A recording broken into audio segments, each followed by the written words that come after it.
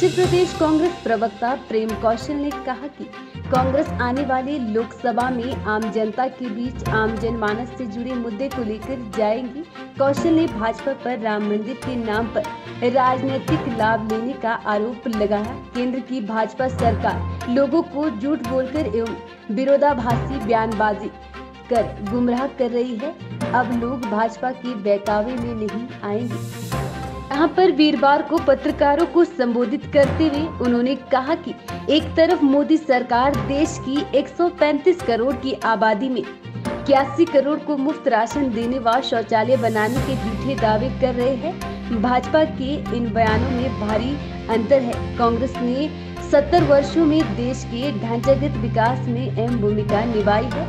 भाजपा ने पिछले 10 वर्षों में केवल बड़े औद्योगिक घराने का विकास किया है, जिससे अमीर गरीब के बीच का अंतर कम होने की अपेक्षा बढ़ा है। उन्होंने प्रदेश सरकार द्वारा शुरू किए गए गांव सरकार कार्यक्रम पर भाजपा नेताओं की बयानबाजी पर पलटवार करते हुए कहा कि देखिए, भारतीय जनता पार्टी की जो बयानबाजी और प्रतिक्रियाएं हैं बड़ी अजीबोगरीब हैं। भाजपा ने कहा कि कांग्रेस उनकी नकल कर रही है। मैं ये कहना चाहता हूं कि कांग्रेस पार्टी को भारतीय जनता पार्टी की किसी योजना और कार्यक्रम की नकल करने की आवश्यकता नहीं है, क्योंकि भारतीय जनता पार्टी की जो योजनाएं और कार्यक्रम थे वो कार्यक्रम लोगों ने रिजेक्ट कर दिए, लोगों ने पसंद नहीं किए। इसी वजह से भारतीय जनता पार्टी को सत्ता से बाहर हिमाचल प्रदेश के लोगों ने किया। जो भाजपा का सरकार का जनमंच कार्यक्रम था, वो कार्यक्रम तो सरकारी कर्मचारियों को, अधिकारियों को जलील करने का कार्यक्रम था और भारतीय जनता पार्टी के जो कार्यकर्ता थे उनको धाम खिलाने का कार्यक्रम था। 16 करोड़ रुपए भारतीय जनता पार्टी की सरकार ने इस प्रदेश के खजाने के जो हैं वो भारतीय जनता पार्टी के कार्यकर्ताओं को धाम खिलाने में खर्च किया। हमारा जो कार्यक्रम लॉन्च पिछले कल से हुआ, जिसकी शुरुआत माननीय मुख्यमंत्री ने हमीरपुर जिला से किया, अपने विधानसभा क्षेत्र से किया और पूरे प्रदेश में इस कार्यक्रम के कल कार्यक्रम हुए हैं। वो कार्यक्रम तो लोगों के बीच पहुंचने का है, लोगों की दुख तकलीफ, लोगों की समस्या और लोगों की जो बेसिक समस्याएं हैं उनको जानने का है। हमारी सरकार ने, कांग्रेस पार्टी की सरकार ने प्रदेश के अंदर बहुत से ऐसे कदम उठाए हैं जिनसे लगता है कि कांग्रेस पार्टी की सरकार ने लोगों को राहत देने का काम किया। और उसमें सबसे बड़ा कदम मैं समझता हूं कि जो राजस्व अदालतें हिमाचल प्रदेश में लगी, जिनके माध्यम से लगभग 65,000 जो इंतकाल के केसेज हैं उनका निपटारा हुआ है, जो अपने आप में एक रिकॉर्ड है।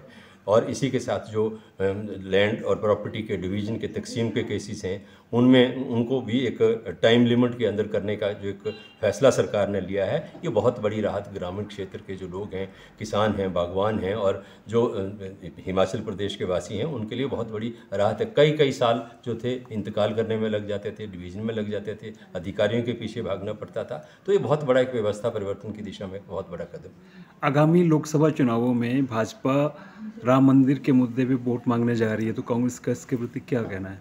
देखिए, भारतीय जनता पार्टी ने इस देश के अंदर एक ऐसी राजनीति करने का काम किया है जो मैं समझता हूँ बहुत दुर्भाग्यपूर्ण है।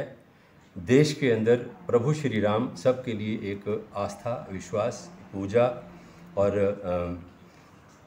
एक ऐसी वो हैं जिनकी कोई ऐसा देशवासी नहीं है जो भगवान राम का जो अस्तित्व है उसको नहीं मानता, भगवान राम को नहीं पूजता। लेकिन भारतीय जनता पार्टी ने जिस तरीके से प्रभु राम के नाम का राजनीति करने का काम किया है वो अपने आप में समझता हूँ बहुत दुर्भाग्यपूर्ण है। और भारतीय जनता पार्टी इस मुद्दे के ऊपर कांग्रेस के नेताओं के ऊपर और कांग्रेस पार्टी के ऊपर जो बयानबाजी कर रही है वो और भी ज़्यादा हास्यास्पद है। कांग्रेस पार्टी ने ना तो किसी निमंत्रण को ठुकराया है और ना कांग्रेस पार्टी प्रभु राम के दर्शन करने के लिए और अयोध्या या किसी अन्य मंदिर में जाने के लिए कोई भारतीय जनता पार्टी के कार्यालय से परमिट नहीं लेगी। हम अपनी आस्था से, अपने विश्वास से, अपनी मान्यता से और जो देवी देवता इस देश के हैं, चाहे प्रभु राम हैं, शिव हैं, ब्रह्मा हैं, विष्णु हैं, हिमाचल तो वैसे भी देवी देवताओं की भूमि है। यहाँ के तो पता नहीं हर गांव में कोई किसी न किसी देवता का, कुल देवता का, कुल देवी का मंदिर है। श्री नैना देवी हैं, ज्वाला जी हैं, चामुंडा माता का मंदिर है। तो कोई ऐसा तो देवी देवताओं की भूमि है। हम लोग तो वैसे ही भगवान में और ईश्वर में आस्था रखने वाले लोग हैं।